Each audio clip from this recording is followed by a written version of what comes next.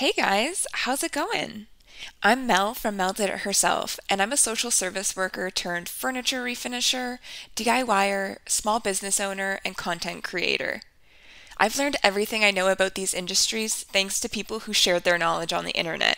So I'm paying it forward by bringing you my tips, lessons learned, and sharing my journey in this space with you.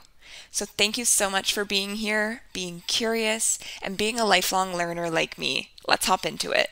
What is up, my friends and fellow Busybees? I hope your day is going great so far, and if the weather is doing anything like it is here in Ontario, then I hope you're absolutely loving this warmer weather that we're getting here in mid-November. I'm fully aware of what the implications of that are, which is unfortunate. However, I'm still making the most of it wearing shorts and a tank top while I'm out in the garage. We're talking 17 to 22 degrees Celsius weather, again, in Ontario, which is really bizarre when I think about the date because I totally remember growing up and pretty much without fail, Halloween would be the first snowfall we would get, and then it would stay pretty consistent after that, and if it wasn't snowing, it was still definitely wet, cold, and dreary, which is not a great time, so I'm here for the sun and warmth.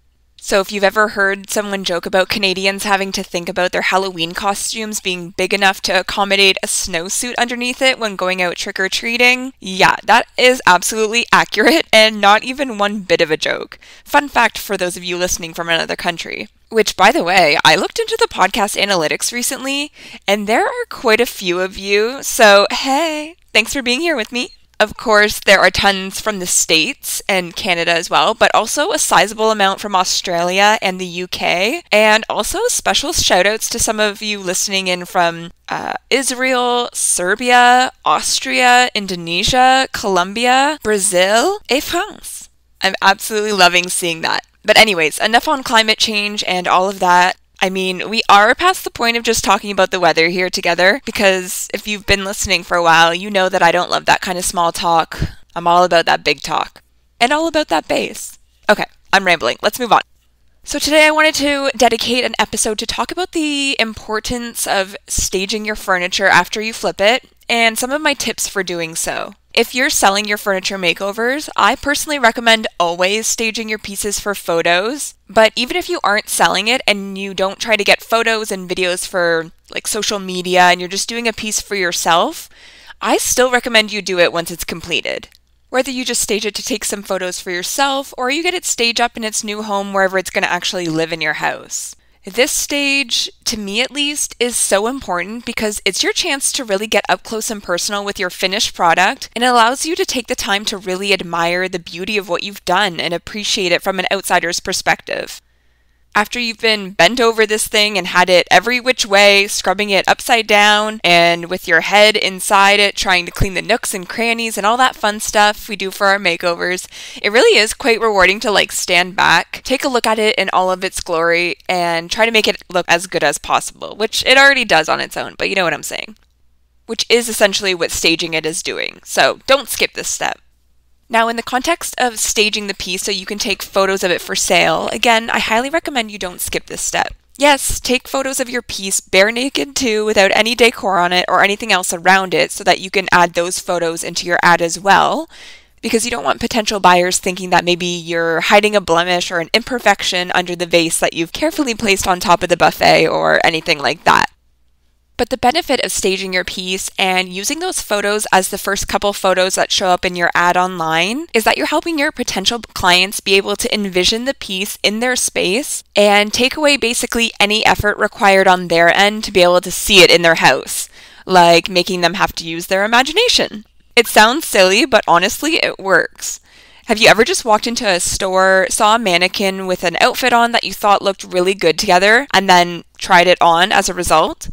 It's the same thing. As much as we like to think that we aren't, we're quite lazy, so staging your piece helps to get those juices flowing so your prospective client thinks, hey, that would look great just like that in my entryway. If you do it really well, you might even have people inquiring if they can also buy the decor that you used in your staging photos too. Which leads me to my first tip for staging your painted or refinished furniture piece. Keep it fairly neutral whenever possible. Since you're wanting your average consumer to see it and envision it in their home, having the decor and staging leaning too far to one style of interior decorating could be limiting your client pool without you even realizing it.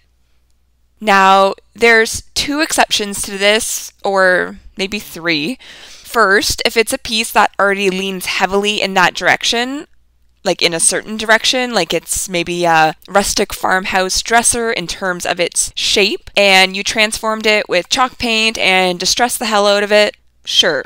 Using farmhouse-inspired decor in a staging setup makes sense, absolutely. But if you have a fairly neutral piece in terms of style, shape, and finish, then only using decor that you might see in a little boy's room is going to limit the prospective client's ability to envision that piece in their, say, dining room to act as a buffet. The second exception is if you don't necessarily know how to stage a piece, or if you're limited in terms of the decor that you have available to stage with, then I always recommend choosing a style that is currently trendy, and again, neutral, and that you're seeing around a lot lately, and if the decor in your home already leans that way especially. That will ensure people are looking at the piece knowing that you know what's going on in the world of interior design, and I feel like that then elevates their perspective on the pieces as well, especially if they aren't already someone who knows, loves, and appreciates refinished pieces. Because let's be honest, I've gotten a message a time or 2 before from someone on Facebook Marketplace being like, "You're asking how much for a used dresser?" Always super fun. The third exception is if you aren't super concerned how fast the piece sells and are just having the creative pull to stage it a certain way, even though you know it might be a bit limiting, whatever, have fun with it and do what you'd like. I've been there before, just lean into the pull. And sometimes you'll get lucky and it just happens to be exactly what someone was looking for regardless. I don't like to stick to rules too much when it comes to doing this work because it's just all about being creative and reimagining pieces, so use these tips as a guide, but remember to listen to yourself, your ideas, and your instincts above all else. My second tip for staging your furniture makeovers is to use the rule of 3s and 5s. I don't know who coined it, I don't know the reasoning behind it, but it's something that I learned while watching interior decorators and designers. And things just seem to be more aesthetically pleasing when they're grouped into groups of 3 or 5. So think of this when you're staging, because if you have a setup that feels like it works, but is maybe just a bit off, but you can't quite put your finger on what or why, remember the rule of 3s and 5s. This could be 3 or 5 of the same things, like a grouping of candlestick holders, or having a grouping of 3 or 5 items that are different but work well together, like a faux plant, a candle, and a little jewelry dish. Try it out, and I bet you'll find that it fixes whatever you are having a hard time putting your finger on visually. My third tip for staging your furniture flips is especially for the plant moms and plant people listening in. Plants are a great option for staging, and I find that while being low effort to use, they really bring a lot of life into a photo. And that can be for real or fake plants, but real ones that are alive and not currently dying a slow, tragic death, I might add, are amazing options for staging.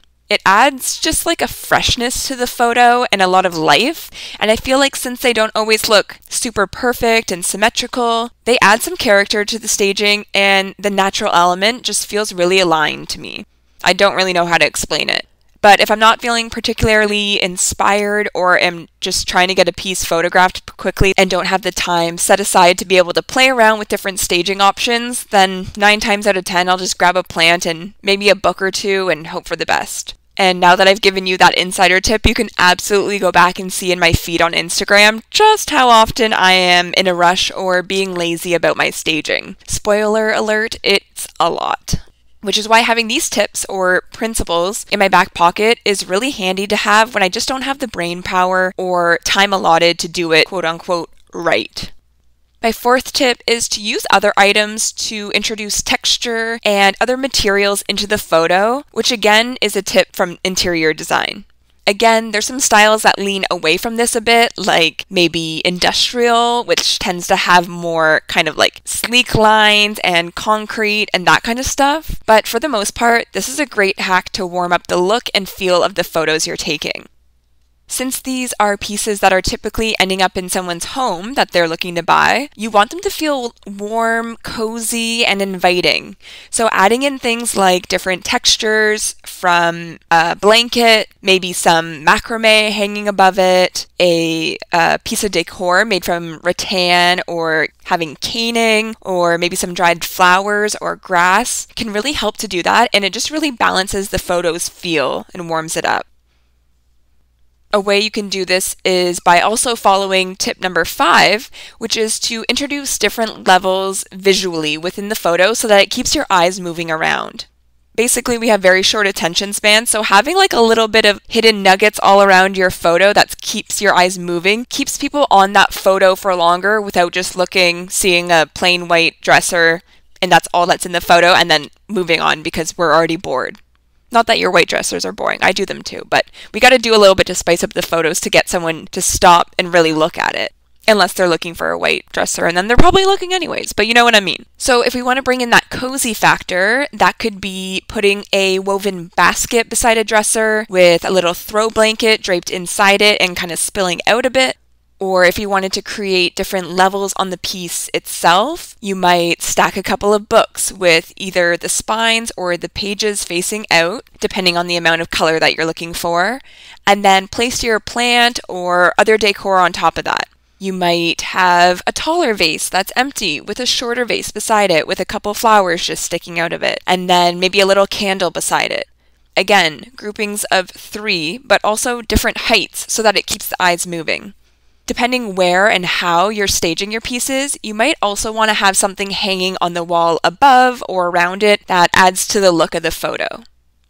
And if you've been listening to this episode and thinking, oh my god, this sounds like a lot of different stuff I need to have available to me, I don't have a lot of decor around my house, or I live in a small space, I don't have room to store all of these little knickknacks, then I hope tip number 5 will bring a sigh of relief.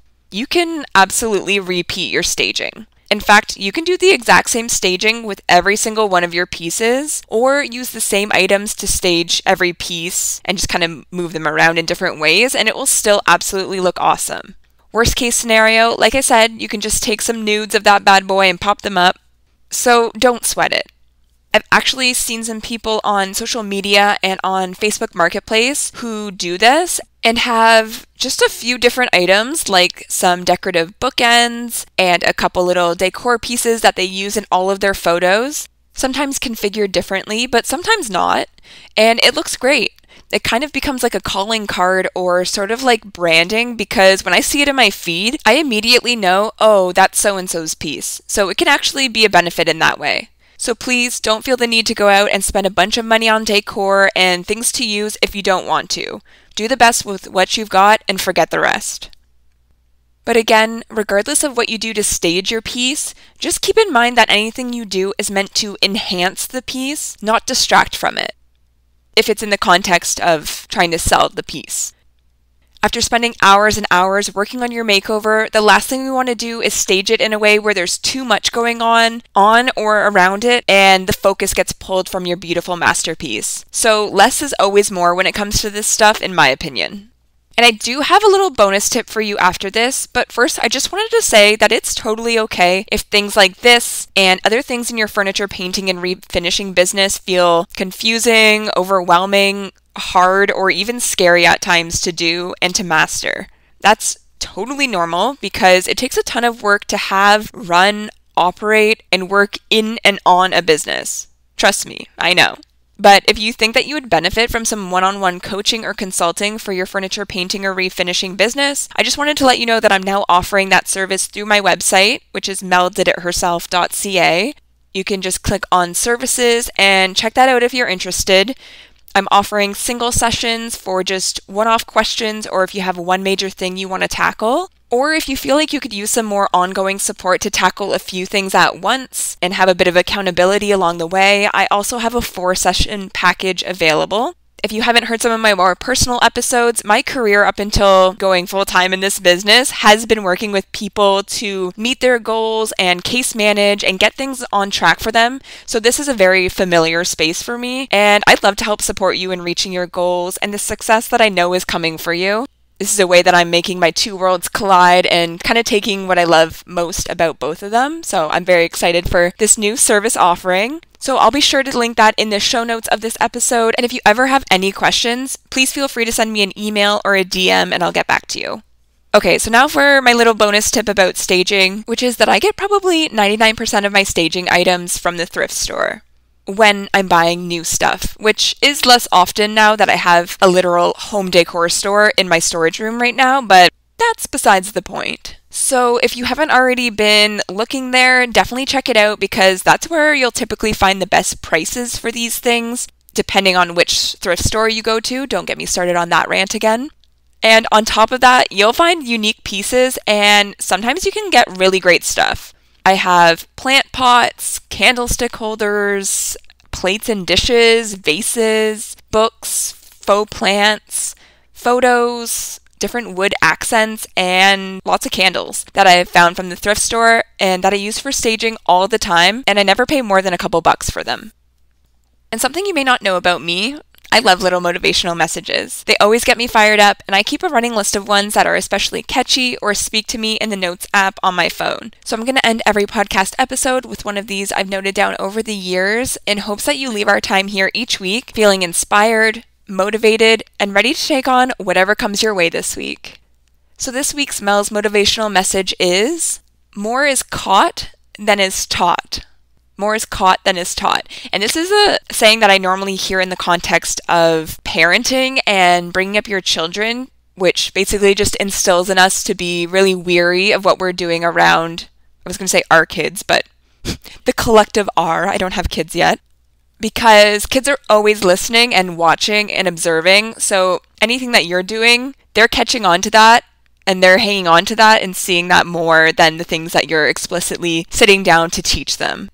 But I thought it could be used here as well because I think it's a good saying overall. More is caught than is taught, just in life in general. I'm a very, actually quite introverted person and I do a lot of observing. Like I take in a lot in the situations that I'm in. I'm not typically the one in the center of a conversation, running it, keeping it going. I'm like kind of on the sidelines, seeing what's going on and feeling out the vibes. But I think that's so beneficial because then you are really observing people and the things that they tend to do. And, you know, they say actions speak louder than words. So regardless of what people are saying or trying to teach you or instill in you, you're going to pick up on the things that they're actually doing more than anything else. So in the context of staging your furniture makeovers, I would recommend if you're feeling like you don't really know what to do or you don't really have the hang of it, is to look for inspiration in the creators and the other furniture painters and refinishers that you follow. Set aside some time to analyze their photos if you have maybe a saved collection of furniture pieces. I know that whenever I see a piece that has a really cool design or concept or just looks really unique and beautiful and I feel inspired by it, I have a collection that I save on Instagram that I like to refer back to when I'm looking for inspiration or to just get into the mood to work on my pieces. And this is a great thing to turn to and just really analyze the staging that's going on in those pieces. How close or how far away are they? What angles are they taking the photos from? What do they have on the pieces? What are around the pieces? What color is the background or the flooring? Like things like that can all come together to really put together the composition of a photo, and staging is a part of that. Having good camera skills is a part of that. Probably editing is a part of that as well. But take some intentional time if you are feeling like this isn't your strong suit and really analyze those things. And you can even recreate those same staging principles. You know, if you see someone and they have, there's a vase and there's a candle and there's a plant and there's maybe 3 on one edge and then something that's a little bit off center. Like, look at those kinds of things, where it is on the piece relative to the size of the piece in its totality. And all of those things, everyone's setup is obviously drastically different, but you'll start to see commonalities that people are doing, and maybe that will help to set you on the right path. And then again, to get good photos, things like lighting are important too. I always recommend natural lighting, indirect lighting, whenever possible.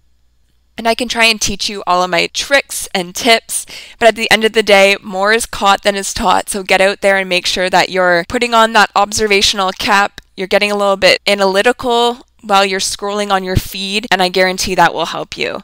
And again, if you have people around you, particularly little ones who are always learning and evolving, remember that more is caught than is taught, so keep that in mind, and I think it's important to always try and learn and do better and improve, and overall that just makes us a better person and helps us to create better people who are coming into this world. But what do I know? I'm not a parent, so I'm not going to give any parenting advice. Okay, we're going to wrap this up. All right, that's it for now. I appreciate your time, and I'll catch you guys next week.